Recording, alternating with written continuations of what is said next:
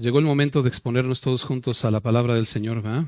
Qué privilegio tenemos de poder ser vulnerables, de poder entender que todos nos exponemos a su palabra y que su palabra nos habla, su palabra nos limpia. Y hoy tenemos el privilegio de que llegamos precisamente a la mitad del Evangelio de Lucas. Vamos a comenzar hoy el capítulo 12. Y Lucas tiene 24 capítulos, así que vamos exactamente a la mitad. Y bueno, antes de comenzar, déjame hacerte algún comentario. Los primeros capítulos de Lucas, los primeros capítulos que hemos visto, nosotros hemos podido ver muchas señales que el Señor Jesús comenzó a hacer. Durante los primeros capítulos, el Señor hizo muchas señales. Pudimos ver cómo un leproso fue sanado, ¿te acuerdas?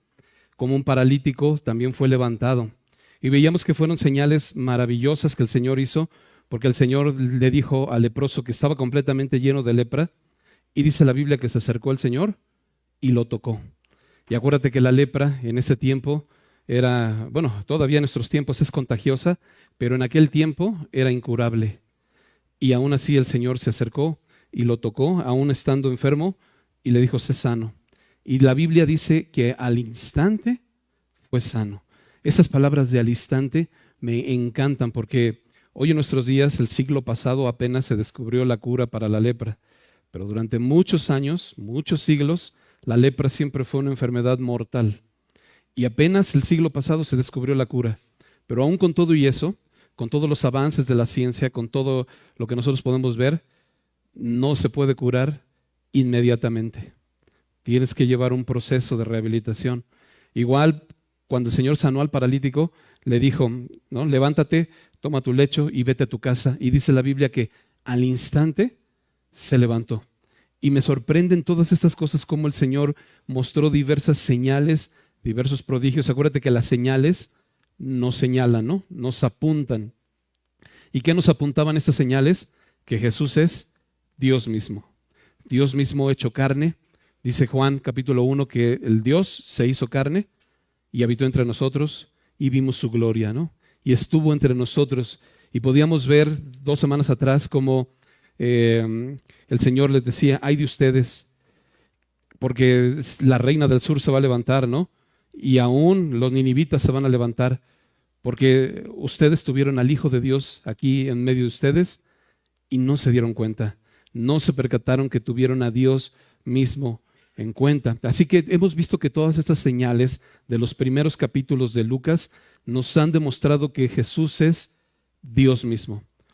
¿Tienes alguna duda, bro, de que Jesús es Dios? ¿Nos quedó alguna duda? Y todavía veíamos cómo en una tormenta, que dice la Biblia que les alcanzó una tormenta y los discípulos, que algunos de ellos eran pescadores experimentados, dice que comenzaron a espantarse en gran manera y le clamaban al Señor diciendo, Señor, ayúdanos, que perecemos. Y el Señor dice que se levantó y que les dijo, hombres de poca fe, ¿no? Y dice que reprendiendo al viento y al mar, inmediatamente, otra vez esta palabra increíble, inmediatamente se hizo grande bonanza. De tal manera que los discípulos decían, ¿quién es este? ¿Quién es este? Que aún los vientos y el mar le obedecen. Estaban tan sacados de onda los discípulos con todas estas señales que señalaban que Jesús era Dios y ellos no lo podían creer. Estaban tan impresionados con las señales. Y el Evangelio de Lucas, los primeros capítulos, nos está enseñando precisamente que Jesús es Dios, para que tú y yo no tengamos ninguna duda de en quién nos estamos enfrentando, delante de quién estamos, brother, delante de Dios mismo. Y con estas señales y con estos milagros que el Señor hizo, también nos enseñó a qué venía el Señor. Porque cuando el Señor sanó al leproso, la lepra representa el pecado.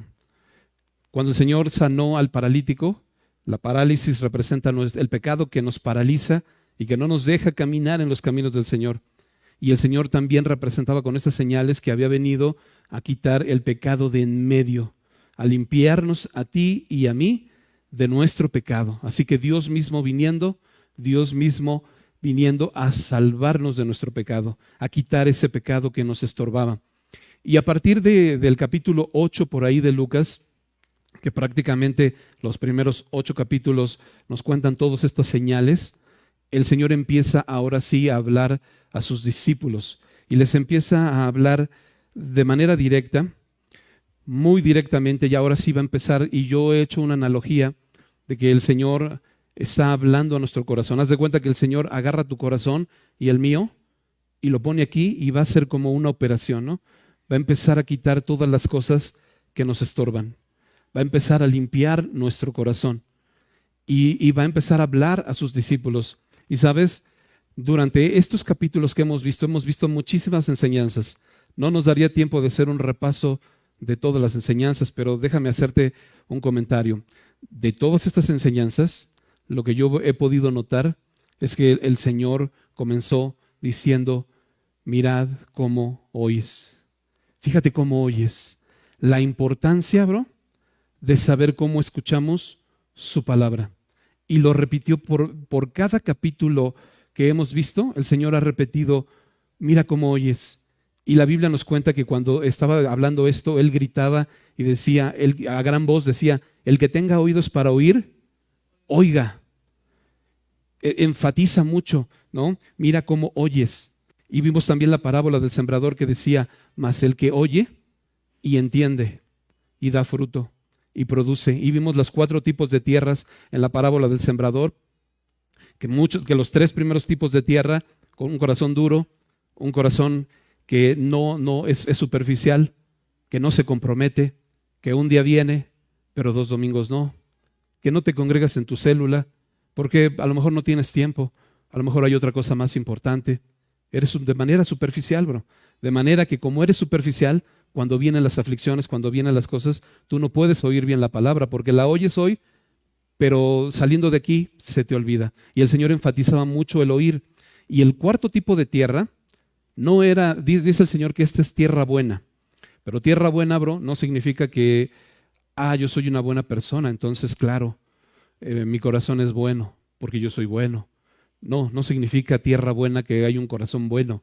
Significa nada más que mi corazón es malo, pero que escuché y me decidí a escuchar con suficiente atención para quitar de mi vida todo lo que estoy escuchando que el Señor me dice y que me está limpiando y que me dispongo. Esa es la única característica de la tierra buena, bro, porque no tiene ninguna ventaja, ni ninguna, ¿cómo decirlo? No es alguna virtud humana, la tierra buena. Simplemente es una disposición de querer escuchar y hacer, ¿no? Y veíamos también que el Señor decía, el que oye y hace, otra vez oye. Fíjate cuántas veces el que oye, el que oye, el que oye. Mirad cómo oís, ¿no? El que oye y entiende y da fruto, y también el que oye y hace, le compararé a un hombre prudente que cavó y ahondó, que puso interés, que empezó a escudriñar mi palabra, que empezó a reflexionar en ella, que empezó a tener tiempos de comunión conmigo, que todos los días en la ley del Señor está su delicia y en su ley medita de día y de noche, ¿no? Bienaventurado porque cuando llegue la tormenta, llegue la adversidad, será como árbol plantado junto a corrientes de agua, que da su fruto a su tiempo y su hoja no cae. Y todo lo que hace, prosperará. Bienaventurado, mas el que oye y no hace, le voy a comparar a un hombre insensato. Y esta palabra insensato también se puede traducir como tonto. Qué tonto eres, ¿no? El Señor estaba diciendo, qué tonto es una persona que oye, pero que no hace, bro. Qué tonto.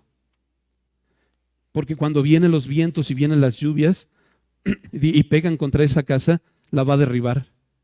Y no va a tener chance ni de cómo pararse. Y el Señor está diciendo una y otra vez, oye, oye, oye, oye, oye. Escucha con atención, que nuestros oídos espirituales, bro, pueden estar abiertos para oír, pero no nada más para oír, sino para hacer. Porque te acuerdas que el Señor le dijo a Marta y a María, que María se sentó a los pies del Señor a oír su palabra, y Marta estaba por allá afanada y turbada, y el Señor le dijo, ay Marta, Marta, ¿no? Solo una cosa te es necesaria. ¿Y cuál es esa cosa? oír su palabra, estar atentos a su palabra, de estar dispuestos a su palabra, bro, ¿no? Y veíamos también cómo recién en algunas semanas apenas atrás, cómo el Señor está hablando todas estas cosas, está predicando todas estas cosas, y por allá atrás se para una mujer que no estaba poniendo atención de nada, bro. Estaba toda distraída, toda religiosa, y se para y grita a gran voz: bienaventurado el vientre que te trajo, ¿no? Y los senos que mamaste. Y el Señor le dice: antes, otra vez antes, más bienaventurados los que ¿qué?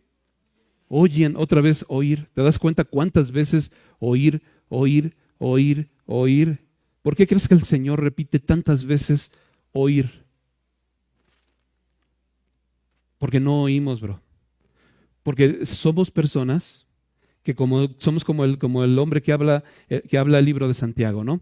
Que a veces oímos, dice que ves tu rostro en un espejo y te ves cómo estás lleno de pecado, el Señor te está mostrando tu pecado, pero te vas y te olvidas y no corriges, no te limpias, no dejas tu pecado, no te apartas, no empiezas a caminar en sus caminos. Y entonces dice: no seas oidor olvidadizo. Si vas a oír su palabra, escúchala con atención.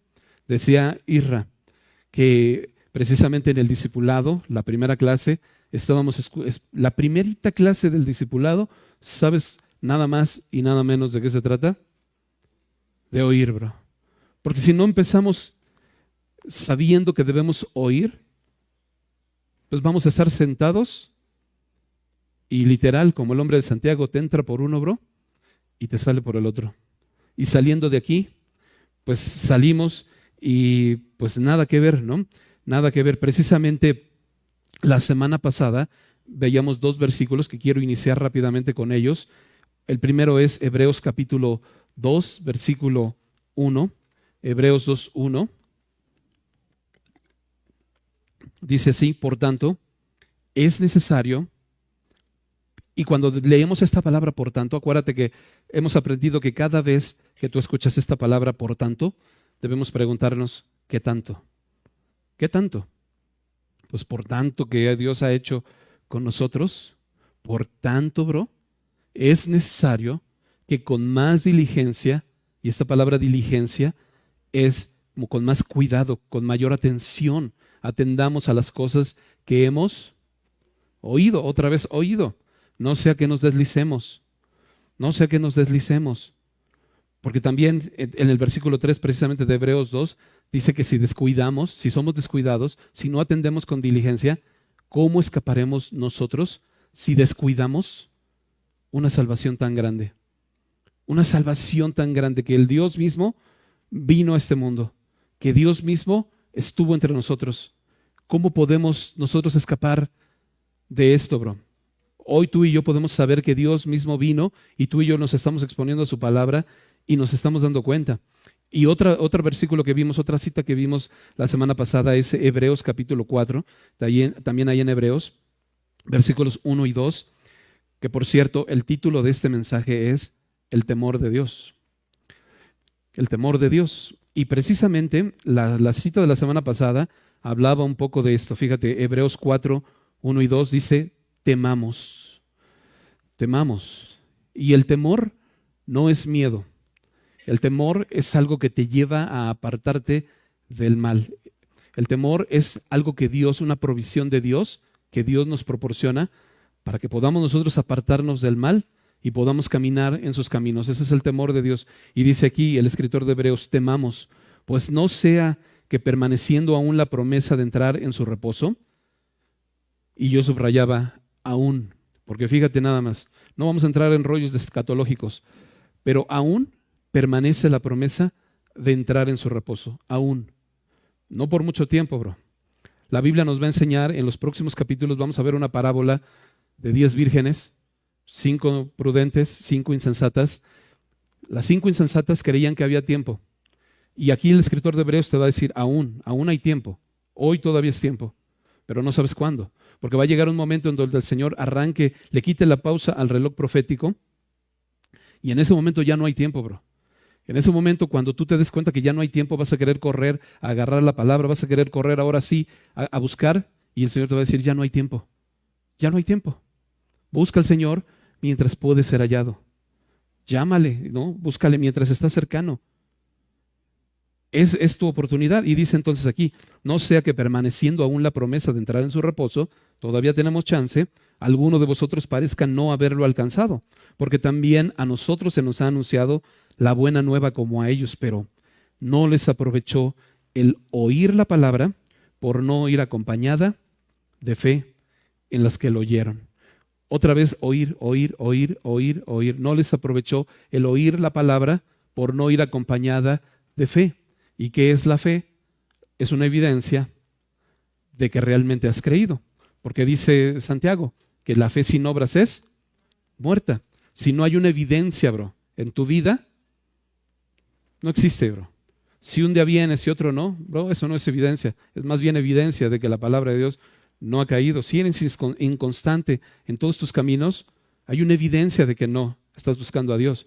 Si no oras, bro, si no lees la palabra, es evidente, es una evidencia de que no. Es una evidencia y te dice entonces teme, porque parece que tú crees que la has alcanzado, pero ojo, porque pareciera que no, bro. Y te puede pasar como a estos que dice que oyeron la palabra, pero no les aprovechó. No les aprovechó porque no venía acompañada de fe. No oyeron e hicieron y dieron fruto, sino que nada más la oyeron y les entró por uno y les salió por el otro y no acompañaron de acción, ¿no? De fe. Ahora sí, vámonos a Lucas capítulo 12, versículos del 1 al 12. El título es El temor de Dios. Objetivo dice ser enseñados por Jesús acerca de la bienaventuranza del temor de Dios. Y vamos a comenzar igual, verso a verso. Dice versículo 1. En esto, juntándose por millares, la multitud, tanto que unos se atropellaban, dice, comenzó a decir a sus discípulos, primeramente. Esto es lo primero que el Señor va a comenzar a decir. Guardaos de la levadura de los fariseos, que es la hipocresía, porque nada hay encubierto que no haya de descubrirse, ni oculto que no haya de saberse. Por tanto, otra vez por tanto, por todo esto, todo lo que habéis dicho en tinieblas, a la luz se oirá, y lo que habéis hablado al oído en los aposentos se proclamará en las azoteas. Y comenzamos con esto, ¿no? Lo primero que el Señor está diciendo, lo primero es, guárdate de la levadura de los fariseos. Acuérdate que la levadura es este ingrediente que le pones a la masa y que la infla. Y la levadura se entiende como algo, como apariencia, ¿no? Tú inflas la masa y se ve así bien padre, ¿no? Una concha así bien padre, bien inflada, pero por dentro está toda hueca, ¿no? Ya te la comes y ay, como que nada más era la apariencia. Y el Señor está diciendo, guárdate de las apariencias, ¿no? Guárdate de la levadura de los fariseos. La semana pasada veíamos esta levadura de los fariseos que es la hipocresía. Y te acuerdas que veíamos que pensábamos que los fariseos era como algo así como los dinosaurios que se habían extinguido hace miles de años. Y pensábamos que los fariseos igual ya se habían extinguido, bro. Pero nos dimos cuenta la semana pasada que todavía en nuestros tiempos tú y yo podemos estar siendo fariseos. El Señor nos confrontaba y nos decía, hay algunos que vienen a la iglesia, que dan su diezmo, diezman, ofrendan, ¿no? Haces la liturgia, el rito, pero tu corazón está lejos de mí. Dice, este pueblo de labios me honra. Puedes estar aquí en la alabanza, alzando tus manos, aplaudiendo y lo que tú quieras, pero tu corazón está lejos de Dios. Y el Señor nos decía, guárdate de la levadura de los fariseos. Tú puedes estar aquí con una cara, con una apariencia, saludando a los hermanos y en el tiempo donde nos saludamos unos a otros, pero por dentro alguien no te cae bien. Por dentro estás aborreciendo a tu hermano y el Señor dice, hipócrita, guárdate, bro, guárdate de esta hipocresía. Los fariseos eran hipócritas y querían y buscaban las primeras filas y buscaban los reconocimientos y buscaban todas estas cosas, y el Señor nos está limpiando. Esta analogía que te hago del corazón, en donde el Señor está quitando de nuestro corazón todas estas cosas, está quitando la hipocresía. Quita de tu corazón la hipocresía. No seas hipócrita, bro. Seamos honestos unos con otros. Por eso hemos dicho, y por eso cada vez que pasamos aquí al frente y que tenemos la oportunidad, nosotros decimos, nos exponemos juntos. Juntos, bro. Porque estamos nosotros también siendo expuestos a su palabra. Y el Señor nos habla a todos, a todos. Cuando estamos allá, cuando estamos acá, el Señor de todas formas nos está hablando y nos está limpiando. Y luego, ahora sí, vamos versículo 4. Vamos a dividir esta parte que vamos a ver en 3 partes. El temor del Padre, el temor del Hijo y el temor del Espíritu Santo. 3 partes facilitas. Temor del Padre, temor del Hijo, temor del Espíritu Santo. Vámonos con la primera, el temor del Padre. Dice, mas os digo, amigos míos. Fíjate cómo el Señor les habla, amigos míos, ¿no? Qué amor del Señor para hablarles así. Dice, no temas a los que matan el cuerpo y después nada más pueden hacer, pero os enseñaré a quién debes temer. Teme a aquel que después de haber quitado la vida, tiene poder de echar en el infierno. Sí, os digo, a este temed. Y déjame empezar con un comentario. No temas a los que pueden matar el cuerpo. Y después de esto, nada más pueden hacer. Porque cualquier persona puede matar el cuerpo, ¿no? Este cuerpo mortal, cualquier persona puede matarlo. Pero la vida está en las manos de Dios. Y lo primero que quiero comentarte es, tenemos un entendimiento a veces limitado de la vida. Cada vez que el Señor estaba diciendo, no temas a quien te puede quitar la vida. Y se oye fuerte, bro, porque cuando alguien te dice, no temas a alguien que te puede matar, ¿cómo no voy a temer? Por supuesto que temo, ¿no? Imagínate un día en la noche, vas rumbo a tu casa y pues te toca llegar caminando y la calle está oscura y de repente ves a alguien que viene por ahí y medio sospechoso. ¿Te da temor o no te da temor, bro? Claro que te da temor, ¿no? Y dices tú, ay, aguas. Y aparte, si traes a tu familia, pues más. O sea, sí entra cierto temor, pero el Señor te está diciendo, hey, no temas.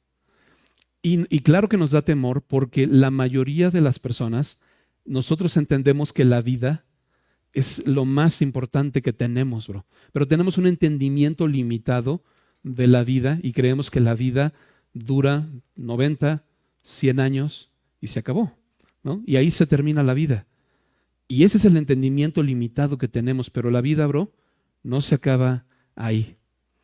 La palabra del Señor nos habla de vida eterna, que después de que tú y yo morimos en este cuerpo, la vida continúa, ¿no? La vida no termina en la tumba, ¿no? Tú ves a alguien que, híjole, ya se murió, la tumba, y la vida no termina ahí. Ese es un entendimiento limitado. Y a veces en ese entendimiento limitado le damos tanta importancia a la vida aquí en la tierra, y muchos dicen, vida solo hay una, disfrútala, ¿no? Goza la vida, porque vida solo hay una, ¿no? Y gózalo. Y no es que esté mal disfrutar la vida, porque la Biblia dice que el Señor nos da todas las cosas en abundancia. ¿Para qué? Para que las disfrutemos. Así que no está mal que tú disfrutes la vida, pero lo que sí debemos entender, bro, es darle su justa dimensión a la vida. Dale su justa dimensión a lo que Dios te permite vivir en esta tierra. Con una justa dimensión, con un justo valor, entendiendo, bro, que no somos, aquí estamos de paso, ¿no? Dice Filipenses capítulo 3, versículo 20, que nuestra ciudadanía está en los cielos. Y te quiero compartir rápidamente un pasaje en Hebreos capítulo 11, un pasaje que me encanta y te lo voy a compartir muy rápido. Hebreos capítulo 11, versículos 13 en adelante. Fíjate cómo dice, conforme a la fe, murieron todos estos, hablando de algunos hombres de Dios que murieron, todos estos sin haber recibido lo prometido, sino mirando de lejos y creyéndolo y saludándolo y confesando que eran extranjeros y peregrinos sobre la tierra. Fíjate, no lo recibieron, murieron sin recibirlo. Pero dice, porque los que dicen esto claramente dan a entender que buscan una patria, pero si hubiesen estado pensando en aquella de donde salieron, ciertamente tenían tiempo de volver, pero anhelaban una mejor, esto es, celestial, ¿no? Lo que está diciendo es que estos hombres de Dios, comunes y corrientes como tú y como yo, dieron una evidencia de que ellos no estaban buscando una patria terrenal. Dice, porque si hubieran estado buscando lo terrenal, ¿Sabes qué? Les hubiera dado tiempo de regresar nuevamente a la patria terrenal. Pero no regresaron, bro. Siguieron adelante, confesando y creyendo en lo eterno, ¿no? Y lo que más me sorprende, dice, anhelaban una mejor, esto es, celestial. Pero lo que más me acalambra es lo que sigue. Fíjate cómo dice, por lo cual Dios no se avergüenza de llamarse Dios de ellos, porque les ha preparado una ciudad. De estas personas que no están aferrados a la vida aquí en la tierra, sino que tienen un entendimiento de que aquí estamos de paso, bro. Semanas pasadas hemos visto cómo el Señor nos manda a lo verdaderamente importante, predicar su palabra, y te dice, no lleves dinero, no lleves doble calzado, y este doble calzado es, no vas a estar mucho tiempo aquí, bro. No te acomodes, no necesitas 2 pares de calzado, porque no vas a estar mucho tiempo aquí, estamos de paso. Ten ese entendimiento, que la vida es momentánea, pero la vida es eterna, ¿no? Aquí en la tierra es momentánea, pero allí es eterna. Y teniendo entonces nosotros esta dimensión, sabiendo entonces que aquí estamos de manera temporal, entonces entendamos de manera correcta que nuestra dimensión o nuestra justa temor no es nada más aquí en la tierra. Entonces dice el Señor, no temas a los que matan el cuerpo y después nada más pueden hacer, pero os enseñaré a quién debes temer. Teme a aquel que después de haberte quitado la vida, tiene poder, subraya, tiene poder de echar en el infierno. ¿Y quién es el único que tiene poder de echar en el infierno? ¿Quién, bro? Solo Dios. Dice la Biblia que solo Dios tiene el poder de la vida y de la muerte. Él es el único. Jehová da vida y Jehová quita la vida. Nadie más tiene potestad sobre la vida. Entonces el Señor dice, pero te voy a enseñar. Y si el Señor nos va a enseñar, bro, pon atención. Acuérdate que hablamos al principio de poner atención. Pon atención, bro. El Señor nos va a enseñar. Nos va a enseñar. Te voy a enseñar a quién debes de tener temor. No temas temor, no tengas temor del que quita la vida aquí en la tierra. Más bien teme a aquel que tiene poder para quitarte la vida, pero después para poderla echar en el infierno. Teme a Dios, ¿no? Y el temor de Dios, estábamos hablando al principio que no es miedo. No es que le tengas miedo a Dios porque el Señor te dice, acércate pues confiadamente. El temor de Dios es más bien una provisión que Dios nos da para apartarnos del mal, para que no busquemos caer en el mal. Te voy a dar algunas citas. Jeremías 32:40. Dice Jeremías 32:40, y haré con ellos pacto eterno, que no me volveré atrás de hacerles bien, y pondré mi temor en el corazón de ellos para que no se aparten de mí. ¿Te das cuenta cómo el temor de Dios es para que tú y yo no nos apartemos de Él? El temor de Dios nos hace caminar en sus caminos. Te doy otra cita, Éxodo 20:20. Y Moisés respondió al pueblo, no temáis, porque para probarnos vino Dios y para que su temor esté delante de nosotros, para que no pequemos. Para que su temor esté delante de nosotros y no pequemos. ¿Te das cuenta que con el temor del Señor te va a evitar pecar? El temor del Señor nos hace evitar caer en pecado. Otra cita te doy por ahí, Proverbios 16:6. Proverbios 16:6. Con misericordia y verdad se corrige el pecado, y con el temor del Señor los hombres se apartan del mal. Así que podemos nosotros ver cómo la primera parte que estamos viendo es el temor al Padre, ¿no? Con el temor del Señor los hombres se apartan del mal. Cuando el Señor pone su temor en nuestro corazón, bro, ese temor del Señor nos sirve para apartarnos del mal. Ese temor del Señor nos sirve para alejarnos. En el momento en el que estás tú solo, en el momento donde nadie te ve, en el momento donde tú puedes agarrar a lo mejor algo que no es tuyo y que nadie te está viendo, en ese momento está el temor del Señor en tu vida.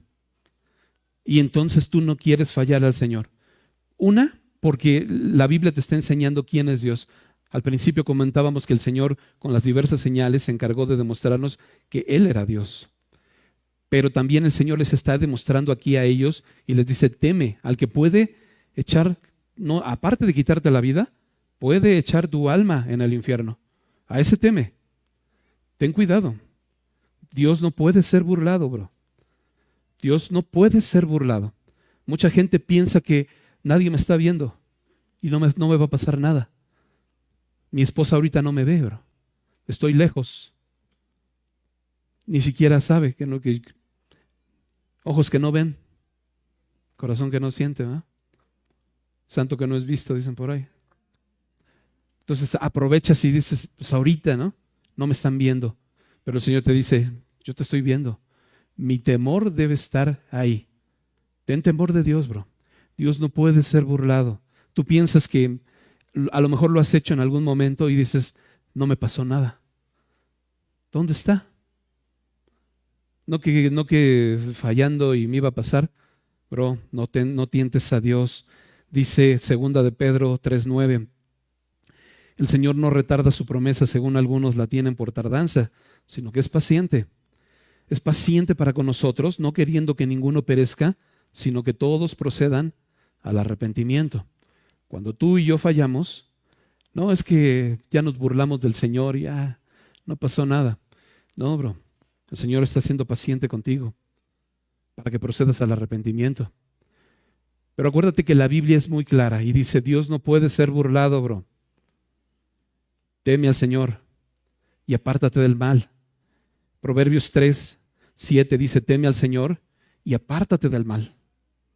Dios no puede ser burlado. En ese momento donde tú piensas que nadie te ve, en ese momento el temor del Señor debe estar en tu vida y en tu corazón y debes decir, Señor, yo no te quiero fallar.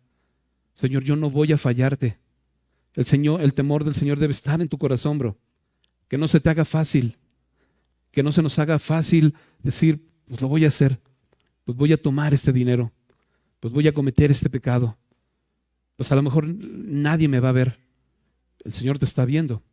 Y la Biblia dice que con el temor del Señor los hombres se apartan del mal, ¿no? Una última cita que te doy, Proverbios 1:7, dice que el principio de la sabiduría es el temor del Señor. El principio de la sabiduría, ¿no? Y dice que los insensatos desprecian la sabiduría. Los insensatos, bro, no tienen temor de Dios. Hay mucha gente que piensa, ya lo hemos compartido aquí en algún momento, piensas que ahorita no te va a pasar nada, que ahorita es momento de darle el vuelo a la hilacha, ¿no? Y ya a lo mejor ya cuando seas viejito, cuando vayas camino a lo mejor al hospital en la ambulancia, que ya te estés muriendo, agonizando, dices tú, en ese momento me arrepiento y que Dios me perdona, ¿no? Y sabes, bro, tú no sabes si te va a dar tiempo de arrepentirte. No tienes idea. A lo mejor no llegas ni a la ambulancia vivo. Acuérdate nada más una cosa, Dios no puede ser burlado. De Dios no nos vamos a burlar. Tengamos temor de Dios. Ten temor de Dios. Cuando estás a solas, bro, ¿no? Y estás con el celular, ten temor de Dios. Cuando estás en un lugar a punto de cometer un pecado, ten temor de Dios. Porque el temor de Dios te va a apartar del mal, te va a apartar del pecado. Punto número 1, el temor de Dios. Vamos al punto número 2. Pero antes de pasar al punto número 2, déjame leerte nada más esos últimos versículos. Versículo 6. No se venden 5 pajarillos por 2 cuartos. Es una pregunta. No se venden 5 pajarillos por 2 cuartos, es decir, 5 pollitos por 2 moneditas de cuarto. O sea, y tú vas a cualquier mercadito y te venden así los pajaritos o los pollitos, bien baratos, ¿no? Hay unas moneditas y ya. O sea, están súper baratos. O sea, realmente tú dices, pues eso no vale nada. Claro, te quieres comprar un perro de marca y bueno, imagínate. Pero un pollito, pues dices, ay, ¿el pollito qué? Pero la Biblia te está diciendo, ¿no? Con todo esto, ni uno de ellos está olvidado delante de Dios. Y en el paralelo de Mateo, dice la Biblia que ninguno de estos cae a tierra sin el Señor, sin que el Señor esté al pendiente de ellos, ¿no? Y vuelve a decir, pues ni aún los cabellos de vuestra cabeza están contados. No temas, pues más valen vosotros que muchos pajarillos. En otras palabras, bro, teme al Señor, pero también confía en Él. Confía en el Señor, abrázate del Señor. No temas al que te puede quitar la vida aquí en la tierra. El Señor tiene cuidado de ti y de mí. El Señor tiene absoluto cuidado. Dice que el control y la soberanía de Dios es tan absoluta que aún cada pajarito que cae, el Señor sabe y está controlado en su perfecta voluntad. Su perfecta voluntad. Aún alguna persona que muere, a veces en nuestro entendimiento limitado, decimos, híjole Señor, ¿por qué se murió? ¿Por qué? Pero Dios sabe perfectamente bien por qué. ¿Te acuerdas cuando el primer mártir de la iglesia, que fue Esteban, predicando la palabra, predicando el evangelio, fue apedreado? ¿Y qué crees que estaba, dónde estaba el Señor en ese momento? ¿Tú crees que el Señor se le escapó? Que desde el cielo estaba diciendo, ay, alguien ayude a Esteban, ¿no? Auxilio, lo están apedreando. El Señor estaba en completo control. Estaba muriendo Esteban, bro. Y la Biblia dice que cuando él estaba muriendo, dice que los cielos fueron abiertos y Esteban alzó la mirada y vio al Hijo del Hombre sentado a la diestra de Dios. Ahí muriendo, bro. Y tú puedes decir, bueno, ¿cómo puede ser posible de que está muriendo un hombre, pues, compartiendo el evangelio, compartiendo la palabra, y el Señor no hace nada? Pero el Señor tiene perfecto control aún en eso. El Señor estaba viéndolo y Esteban se fue súper relax. Dice que cuando él estaba muriendo, dijo, Señor, no les tomes en cuenta este pecado. Y expiró y llegó a casa, bro. Esa es la confianza que tú y yo tenemos, que a veces en la muerte nos apanicamos tanto y lloramos desconsoladamente por la partida de un ser querido, que yo no digo que no da tristeza, claro que es triste, pero Tesalonicenses capítulo 4 nos dice que no nos entristezcamos como los que no tienen esperanza. Tú y yo confiamos en un Señor que tiene cuidado aún de los pajaritos que se caen a tierra y que está en perfecto control aún de los cabellos de tu cabeza. Y los que tenemos poco cabello, es más fácil para el Señor. La chamba para los que están bien greñudos, eso sí. Ahora sí, vámonos al punto 2, el temor del Hijo. Os digo, versículo 8, os digo que todo aquel que me confesare delante de los hombres, también el Hijo del Hombre le confesará delante de los ángeles de Dios. Mas el que me negare delante de los hombres, será negado delante de los ángeles de Dios. Y aquí hay una palabra importante, ¿no? Aquel que me confesare. Y sabemos nosotros que cuando nos hemos bautizado, hemos tenido bautizos y reciente tuvimos unos bautizos aquí, y sabemos que en el tiempo de bautizos es un tiempo donde tú y yo confesamos delante de los demás el seguir a Cristo. En aquellos tiempos, cuando los judíos se bautizaban, cuando Cristo estaba aquí en la tierra, sí era un verdadero problema, bro. Porque todos los judíos tenían su religión judía. Y cuando tú te declarabas cristiano y te declarabas que seguías a Cristo, era casi que te echabas a todos encima. Y públicamente te bautizabas y decías, yo ahora quiero seguir a Cristo. Y todos se te venían encima. Así que era una confesión importante. Hoy en nuestros días, pues hasta echamos un taquito después de los bautizos, ¿no? Todos cuando se bautizan, todos aplauden y te gozas. Pero es un tiempo donde tú puedes confesar delante de la congregación, delante de tus amigos, delante de tus familiares, que has decidido seguir a Cristo.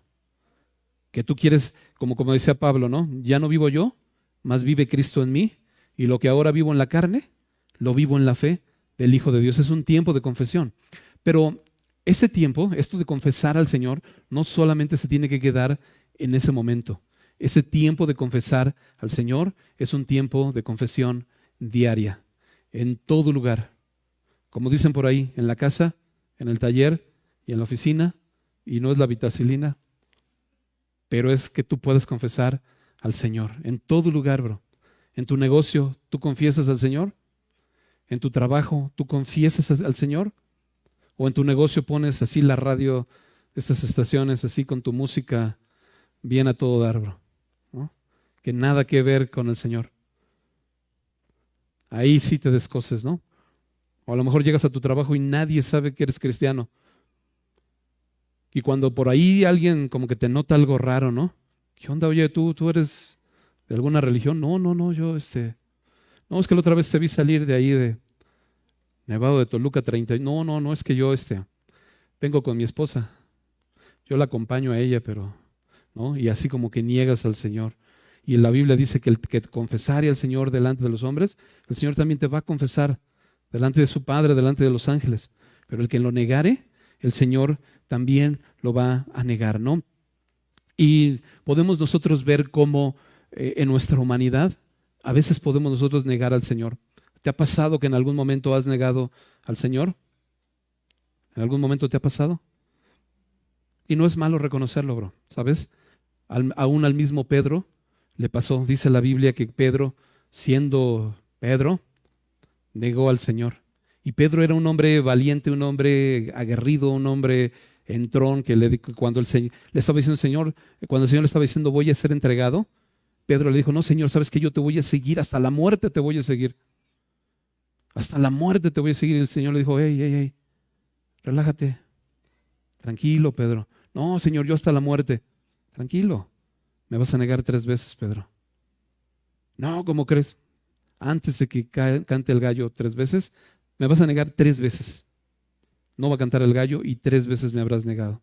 Y la Biblia dice que cuando Pedro le negó al Señor, y esta escena a mí me impresiona tanto porque dice, yo creo que estaba como en el patio donde Jesús estaba siendo prisionero, y yo me imagino que a lo lejos, por alguna rendijita estaba Jesús, y dice que Pedro volteó hacia donde estaba Jesús y lo vio. Imagínate, bro, ¿no? Esa escena en donde volteas y ves al Señor y lo acabas de negar. Qué terrible, ¿no? Y dice la Biblia que Pedro lloró amargamente, o sea, así con amargura, ¿no? De corazón.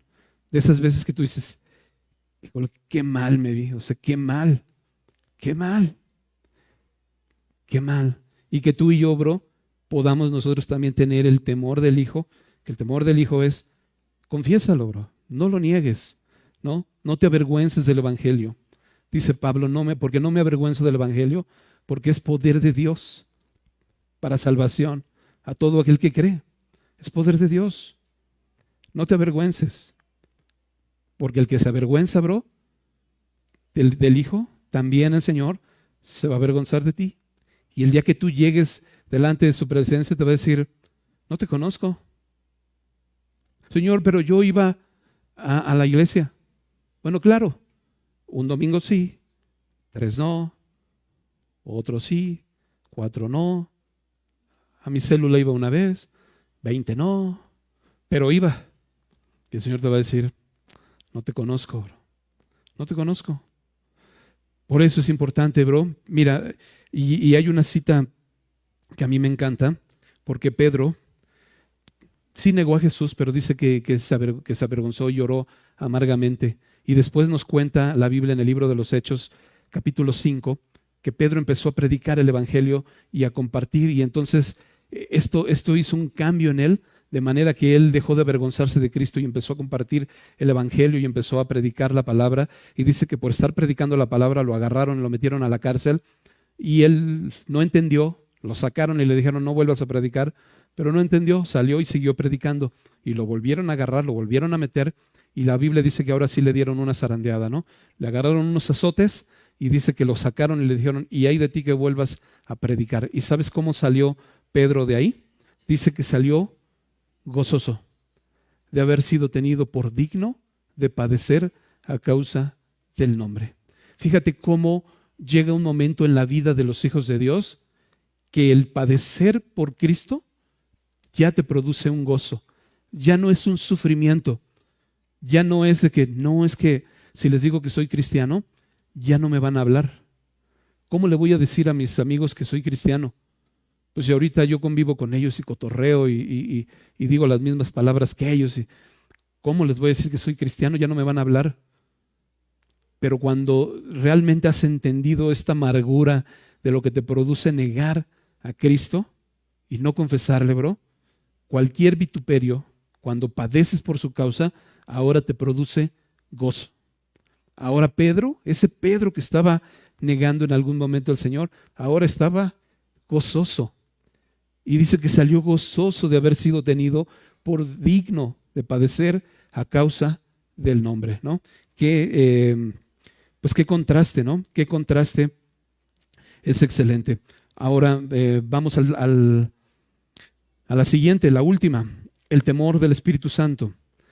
Dice, a todo aquel que dijere alguna palabra contra el Hijo del Hombre, le será perdonado. Ya vimos cómo Pedro negó a Jesús, que es el Hijo del Hombre, y le fue perdonado, ¿sí o no?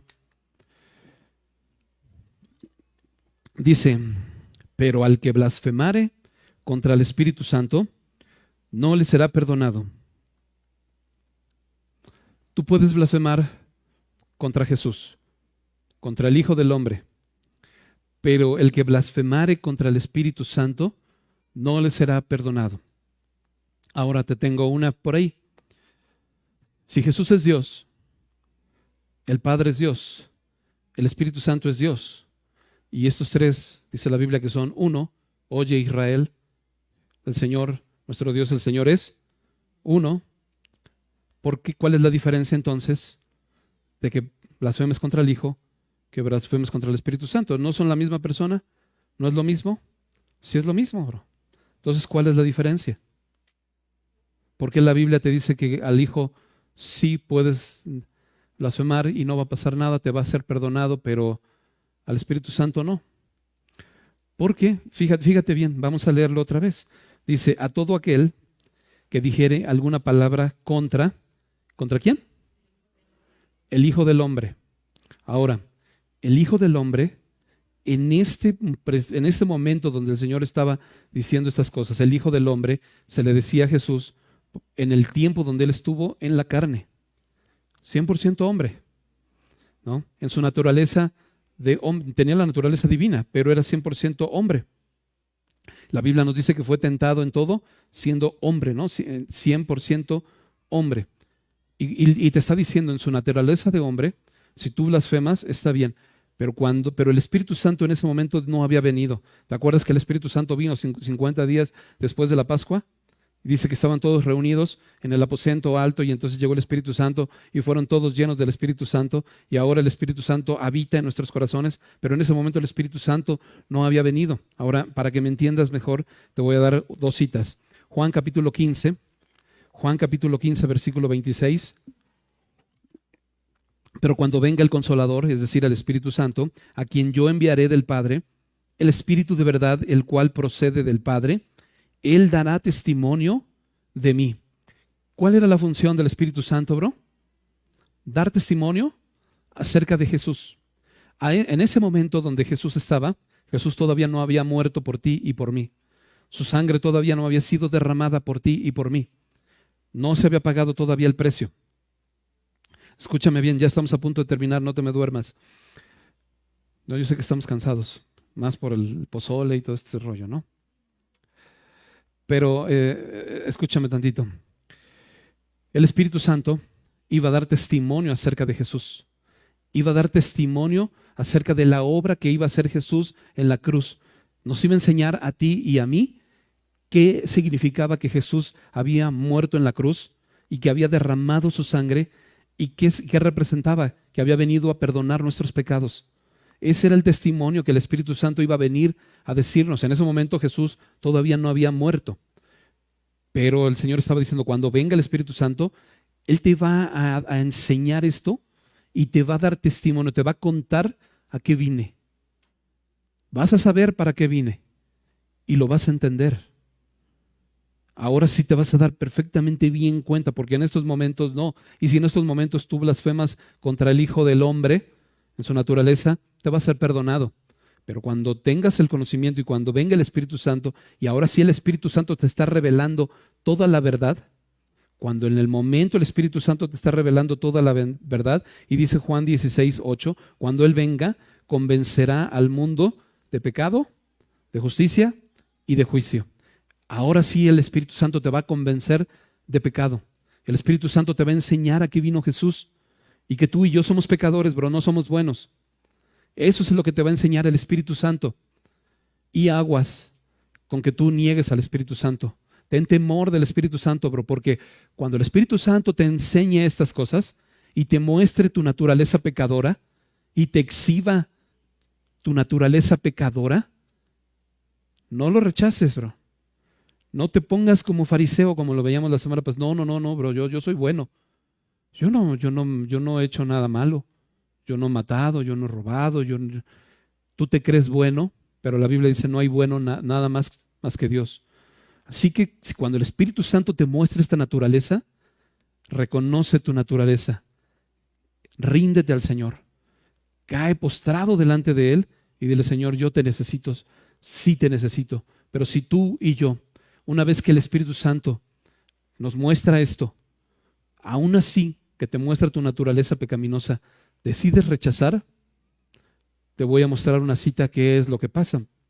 Hebreos capítulo 10, versículo 26 en adelante, Hebreos 10, 26 en adelante,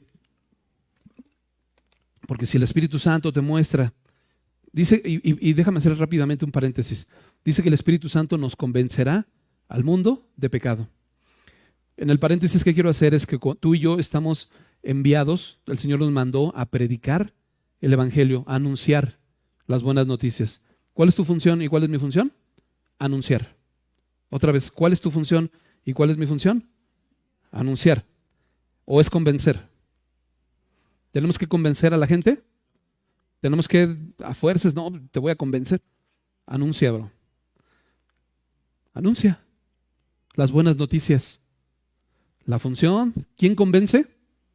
El Espíritu Santo. Es el que se encarga de convencer, bro. Tú y yo no somos el Espíritu Santo. No andes usurpando la función del Espíritu Santo. Tú nada más anuncia.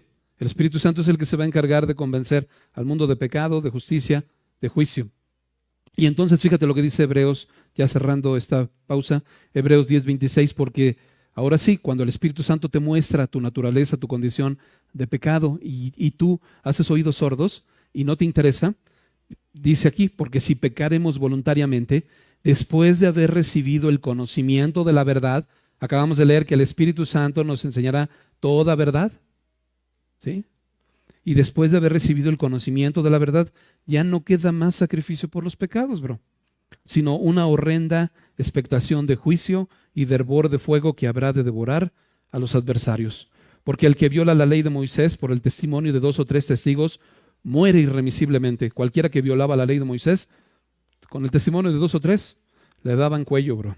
Pero fíjate, dice, ¿cuánto mayor castigo pensáis que merecerá el que pisoteare al Hijo de Dios y tuviere por inmunda la sangre del pacto en la cual fue santificado? Que el Espíritu Santo te esté enseñando estas cosas y a ti no te interesa, tú sigues pisoteando la sangre de Cristo, tú sigues en tus delitos y pecados, tú sigues adulterando, bro, tú sigues fornicando, tú sigues robando, tú sigues mintiendo, tú sigues criticando, tú sigues murmurando y no te interesa. Y no te importa. Y el Señor te está mostrando tu naturaleza de pecado y no corriges, bro. Como hablamos al principio, no oyes con atención, oye con atención. El que oye y entiende, bro, entendamos. Ya entiende, bro, ya entiende. Ya camina en sus caminos. Ya arrepiéntete, bro. Ya es tiempo. ¿Qué más quieres? ¿Qué estás esperando? Porque si pecaremos voluntariamente después de conocer, después de tener la revelación del Espíritu Santo, ya no hay sacrificio alguno, ya no hay, sino una horrenda expectación de juicio que habrá de devorar a los adversarios. Eso es lo que queda, ¿no? Y dice, ¿cuánto más castigo piensas que va a merecer aquel que pisoteare al Hijo de Dios y tuviere por inmunda la sangre del pacto en la cual fue santificado e hiciera afrenta al Espíritu Santo? Pues conocemos al que dijo, mía es la venganza, yo daré el pago, dice el Señor, y otra vez Él juzgará a su pueblo. Horrenda cosa es caer en manos de un Dios vivo. Dios no puede ser burlado, bro. Todo lo que el hombre sembrare, todo va a cosechar. Ten temor del Padre y apártate del mal. Deje el impío su camino y el hombre inicuo sus pensamientos y vuelva hacia Dios. Hoy será amplio en perdonar, bro. Si tú hoy te arrepientes, el Señor será amplio en perdonarte. El temor del Hijo, confiésale. No niegues, no te avergüences del evangelio, bro. En todos lados donde Dios te permita, habla de Cristo. Esa es una necesidad. Y cuando te toque padecer, gózate.